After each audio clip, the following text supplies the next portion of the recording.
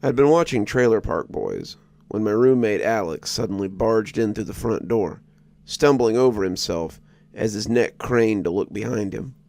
I almost dropped my plate of oven-roasted chicken tenders, the Friday meal of kings. "Jesus, Alex, what the hell?" I yelled at him as I turned the TV off. I was pissed that he'd ruined my sublime couch potato meditation, something I'd been cultivating for the past couple of hours. He mumbled expletives, more to himself than to me, as he kicked the door shut, getting up from the floor. Now I was concerned. Alex wasn't the type of person that feared anything. I'd seen him throw hands with guys twice his size, and when the situation called for a fight or flight, he almost always fought. Dumb? Maybe. But scared? Never. "Alex, you okay, buddy?" I asked him, placing my tendies down on the coffee table, trying to figure out if it was a get the baseball bat or call the cops type of situation. He turned around and zoomed past me towards the kitchen. He grabbed a chair and dragged it to the front door as he jammed it up under the doorknob. "Who'd you piss off this time?" I asked. "Shh!" he snapped as he gave me a concerned look. "Turn the lights off," he whispered in a ragged breath. I walked to the switch, making sure not to make any loud noises, and flicked it. The apartment became completely dark. "Are you going to tell me what the Shh!" he snapped again, his eyes now turning towards the door. He stood in awkward silence for a few minutes. Finally, his shoulders dropped down, and he walked to the couch and sat down, letting out a low sigh as his tense body started to release itself from the adrenaline armor. I joined him, but I didn't say anything. It was on him to explain whatever was going on. Once he'd calmed down a few more breaths worth, he began to explain. "First, if it sees you, don't flinch. It's smart like that. It knows what's prey, and it'll come after you. Or that's what I think, at least." "What are you going on about? Who came after you? Did you pick a fight again?" "What? What? What came after me? Not who." "Okay, so what is coming after you then?" "I don't know. I saw it in the woods, just like sitting there, looking at me. And then I looked back and sure it was some kind of prank or some neighbor kid or something. Then it turned like upside down and I flinched and then it came at me. I ran here as quick as I could." Sitting so close to him on the couch, I could smell the liquor coming off of him, his scent intertwined with the eau de toilette of man sweat and cheap rum. "Are you drunk?" He said loudly, then glanced at the door and brought his voice down again. "I'm not seeing things. This is real, Zach. It's not a joke." Alex was a hothead when he was sober, but booze basically made him a kiln that would melt steel beams. I needed to calm him down, approach the subject slowly, even if it did ruin my night. He was my friend, right? "Okay, I'm sorry," I said, reeling back, distancing my emotions from the subject. "Where were you?" "Just out by the trail, coming back from the bar." "Okay, and what should we do?" "I don't know. At some point, I stopped looking back. It's so fast, like a cheetah or something. It moved. It was like a circus freak or a dancer or something. It didn't move like humans or animals do. I don't even know how I outran it." He'd started to spiral. I'd seen this before. Whenever Alex got some idea in his head that he couldn't wrap his brain around, he couldn't just leave it. Instead, it swirled around in that thick head of his, scrambling up his mind, vignetting the world. Things of that nature would frustrate him to no end, and I still hadn't figured out a surefire technique to get him to reposition his attention, but I was going to try anyway. "Well, we got the door secured. I don't hear anything outside," I told him, hoping to calm him down a little bit. You sure you didn't hear anything?" "I'm sure, man." "Okay, yeah, thanks." "I need a drink," he said, hopping up from the couch and heading towards the kitchen. After some clattering, he emerged with a frosty bottle of Mexican beer. He turned the lights back on and bent down as he slammed the bottleneck on the edge of the coffee table, sending the metal cap flying across the room in an impressive arc, the work of a seasoned drunk. The bottle reached his lips just before the frothing bubbles began to spill over. He suckled on it like a pacifier, his throat making extraordinary loud gulps as he finished nearly half the beer in one swig. He groaned as he put the bottle down on the coffee table, and burped loudly as he sat down. Just like that, he was back to his old self. "You want to talk about it more?" I asked pensively. "Nah, man, I'm sure it's nothing. Sorry I got you all stressed out. That friggin' thing it looks so weird," he replied, his face as blank as the TV. "Yeah, must have been something really messed up. It's all right," I told him. No point dragging out things. Maybe tomorrow he'd want to talk. "Want to watch TV or something?" Alex didn't say anything. He just stared at the reflection on the black TV screen, his head facing directly forward, his arms limp beside him.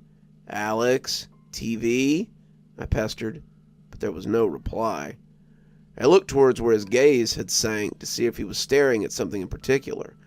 At first glance, there was nothing at all. Not even a fly buzzed on the wall. But then, movement from somewhere.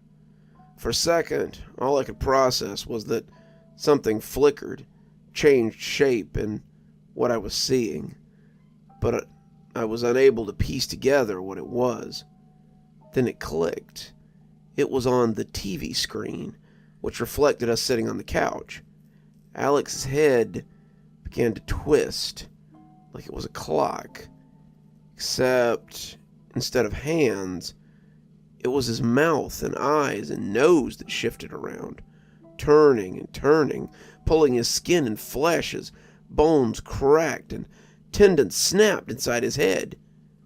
Then he stopped, and where his mouth used to be, there were two bloodshot eyes. Where his eyes used to be, there was a mouth, drooling spit and blood. I couldn't see or say whether he was smiling or smirking or frowning or all of the above. Something happens in the brain when things are upside down, making it harder to process the details. One thing was for sure, though. It was looking at me. I was completely frozen.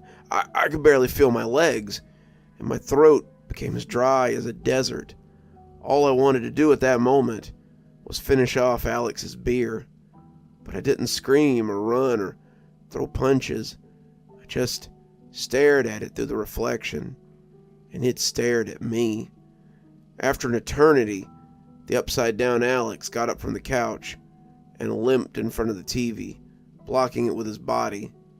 Its eyes locked on me. And then it started to dance. But not like a real dance, more like an awkward jig. It limped left and right, jumped up and down, its face jiggling as the skin tried to contain its mangled contents. I didn't budge. Alex told me not to flinch. That's all I could think about, and the thought kept me occupied, producing a mental barrier between me and whatever that wretched thing was. After a while, as a sort of last hurrah, I guess, the thing stopped its cursed jig, bent down, and put its face just a few inches away from mine, forcefully breaking my trance. I had to look at it, although it no longer looked at me in a natural sense, because its eyes were closed. Its mouth, it opened its mouth, revealing two eyeballs, still attached to that fleshy cord or something inside. They were held in place by gums, void of teeth, as small puddles of blood filled up the holes where they used to be. The pupils darted around erratically, still functional until they settled their gaze on my eyes. I swear I could see Alex in there, more scared than he had ever been. I felt bad for him. My buddy, my roommate, my friggin' friend, turning him into this thing. Then, gums locked down, squeezed the eyeballs into oblongs until they finally popped like water balloons, spewing thick chunks all over my face. The urge to move was unbearable, and my own eyes burned as the liquid ooze fell over them. A moment later, the thing opened its mouth again. A muscular, fleshy globule began to slowly emerge from that mouth. It was round and wound in fibrous tendons, and from all its sides produced Alex's yellowed teeth, pointed in all directions, indented directly into the flesh. The fleshy blob was so large that the serrated, unkempt teeth scratched and pierced the edges of the mouth as it squeezed itself out, cutting open the lips until gravity finally took hold and it fell to the ground, making a clunky splatter as it collided with the hardwood floor. The thing's face was much smaller without it, anemic in tone. The thing leaned closer and opened one of its eyes. Out of it came the displaced tongue, still dirty and yellow from the rum Alex had drank. It inched closer and closer until finally it started to lick the eyeball spew off my face. The tongue was warm and slippery, and it twisted around my eyes and my mouth as it licked off every last bit of eyeball left on my face. From somewhere inside the head, where the vocal cords are, I could hear pleasured groans, low and stuffy as they vibrated in between flesh and bone. When the thing finally backed away, I could feel a sticky film begin to coat my face as the spit began to dry. It tickled and irritated my skin, bothering me unimaginably hard. I needed to do something. I'd been stationary for too long, and all the nerves in my body were beginning to fight back with the stillness within. The thing faced me, its tongue sticking out limply from the limp eye socket. I don't know if it could still see me, as it no longer had eyes. I didn't dare flinch, but time was running out. A cramp, a twitch, a punch. Something was going to happen soon. Something needed to break the incubating stagnation. Promptly, the thing turned around and limped its way towards the window. Slowly and awkwardly, like it was losing control of the muscles and nerves within it, it opened it and jumped out. Our apartment's on the 8th floor, so it took a considerable amount of free fall until I heard a wet thud. Even though it was gone, it took me a while until I felt safe enough to move again. When the cops and paramedics came, I tried to explain what had happened. I thought it must be at least somewhat believable. I mean, his face was proof. The way he looked, nothing natural could do that. They just blamed it on the fall, twisted my story to seem like he'd gotten into a drunken psychosis, his state of mind exclusively messed up, and jumped out the window head first, the impact smashing his face to look like that. They brushed off my story completely, condescending to me, saying that I was making a mockery of Alex's death, that I was probably high or drunk or both. But I know that's not what happened.